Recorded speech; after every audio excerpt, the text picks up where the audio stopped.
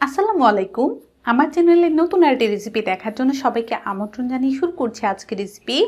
আজ আমি আপনাদেরকে তৈরি করে দেখাবো ব্রেড অমলেট। আর এই ব্রেড অমলেটটা কিন্তু সকালের নাস্তায় ঝটপটে তৈরি করে নেওয়া যায়, খেতেও কিন্তু ভীষণ মজা। তাহলে ভিডিওটি শুরু থেকে শেষ পর্যন্ত দেখতে থাকুন।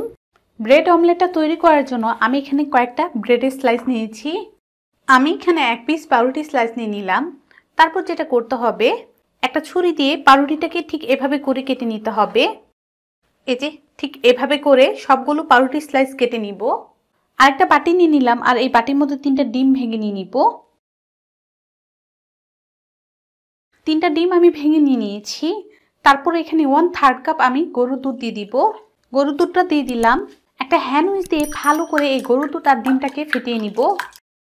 ডিম আর গরুর দুধটা আমি 1 মিনিটের মতো ফেটিয়ে নিলাম। তারপর দিয়ে দিব 3টা কাঁচামরিচ কুচি। ঝালটা কিন্তু আপনাদের পছন্দ অনুযায়ী বাড়িয়ে কমিয়ে নিতে পারবেন। দিয়ে দিচ্ছি 1/4 কাপ সবুজ কালারের ক্যাপসিকাম। তারপর এখানে নিয়ে নিয়েছি হলুদ কালারের ক্যাপসিকাম আর কিছু পেঁয়াজ কলি। আমি কিন্তু এখানে 1/4 কাপ সবজি নিয়েছি। আপনাদের পছন্দ অনুযায়ী যে কোনো সবজি কিন্তু দিতে পারবেন। লাল ক্যাপসিকাম দিয়ে দিচ্ছি 1/4 কাপ। আর কুচিটা দেখুন আমি কেমন করেছি, ঠিক এমন করে কিন্তু কুচিটা করে নিতে হবে। মিডিয়াম সাইজের একটা পেঁয়াজ কুচি, কিছু ধনিয়া পাতা। তারপর উইচের সাহায্যে আমি ভালো করে সবকিছু মিশিয়ে নিচ্ছি। উইচটা দিয়ে সবকিছু একটু মিশিয়ে নিলাম। দিয়ে দিচ্ছি 1/2 চা চামচ পরিমাণ কালো গোলমরিচের গুঁড়া আর 1/2 চা চামচ পরিমাণ লবণ। আবারও সবকিছু আমি মিশিয়ে নিব। বাসার যে কোনো সবজি দিয়ে কিন্তু আমরা এই নাস্তাটা তৈরি করে নিতে পারবো। আমি এখানে ক্যাপসিকাম দিয়েছি, আপনারা যে ক্যাপসিকাম দিয়ে বানাতে হবে তা না। যার যার পছন্দ অনুযায়ী সবজি দিয়েও এই নাস্তাটা তৈরি করে নিতে পারবেন। এটা আমাদের রেডি। এখন আমরা চুলায় চলে যাব নাস্তাটা তৈরি করার জন্য। চুলার মধ্যে আমি একটা প্যান বসিয়ে দিলাম আর এই প্যানের মধ্যে দিয়ে দিব 1 চামচ পরিমাণ বাটার। আপনারা চাইলে তেলও দিয়ে দিতে পারবেন। বাটারটা দিয়ে করলে হবে কি, নাস্তাটা কিন্তু আরো হেলদি আর মজা হবে খেতে। বাটারটাকে আমি গলিয়ে নিচ্ছি। বাটারটা আমরা গলিয়ে নিয়েছি। আর ওই যে পাউরুটির স্লাইসটাকে চারো সাইড থেকে কেটে নিয়েছিলাম, সেটা আমি একটা এই প্যানের মধ্যে দিয়ে দিলাম। আর চুলা আঁচটা একদম লোতে থাকবে। চুলা আঁচ যদি বাড়ানো থাকে দেখা যাবে এই পাউরুটিটা পুড়ে গিয়েছে। তারপর আমি একটা গ্লাসের মধ্যে ওই যে ডিমের মিশ্রণটা রেডি করেছিলাম এটা নিয়ে নিলাম। এখন আমি এখানে দিয়ে দিব। অল্প করে ডিমের মিশ্রণ আমি এই পাউরুটির মধ্যে দিয়ে দিয়েছি। এখন ঢাকনা দিয়ে ঢেকে কিছুক্ষণ এভাবেই রেখে দিব। আর চুলা আঁচটা কিন্তু লোতে থাকবে, না হলে পুড়ে যাবে। 1 মিনিটের মতো আমি ঢেকে রেখে দিয়েছিলাম। তারপর এখানে আমি কিছু মজারেলা চিজ গ্রেটার দিয়ে গ্রেট করে রেখেছিলাম। এই মজারেলা চিজটা পাউরুটির উপর দিয়ে দিচ্ছি।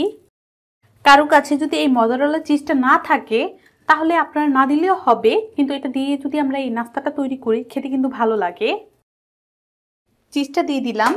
তারপর পাউরুটিটা কাটার পর যে ভিতরের অংশটা ছিল এটা আমি এখানে নিয়ে নিলাম। এটাকে দিয়ে দিচ্ছি। ঠিক এভাবে পাউরুটির উপরে আমি একটু চাপ দিয়ে এটাকে বসিয়ে দিচ্ছি। তারপর উপরে আমি অল্প করে ডিমের মিশ্রণ দিয়ে দিব। ঠিক এভাবে করে ডিমের মিশ্রণটা পুরো পাউরুটির মধ্যে একটা চামচ দিয়ে ছড়িয়ে দিচ্ছি। ঢাকনা দিয়ে ঢেকে আরো কিছুক্ষণ অপেক্ষা করব। 1 মিনিটের মতো আমি ঢেকে রেখে দিয়েছিলাম। তারপর এখানে আমি কিছু মজারেলা চিজ গ্রেটার দিয়ে গ্রেট করে রেখেছিলাম। এই মজারেলা চিজটা পাউরুটির উপর দিয়ে দিচ্ছি।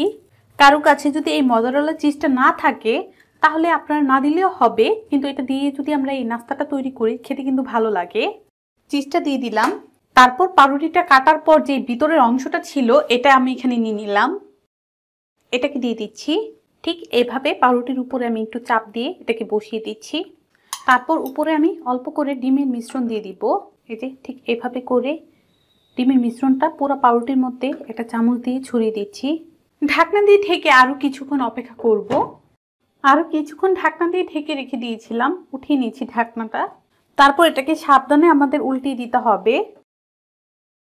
আর দেখুন কত সুন্দর একটা কালার চলে এসেছে। ওই সাইডটাকে এখন কিছুক্ষণ এভাবেই ভেজে নিব। ভাজার পর দেখাই।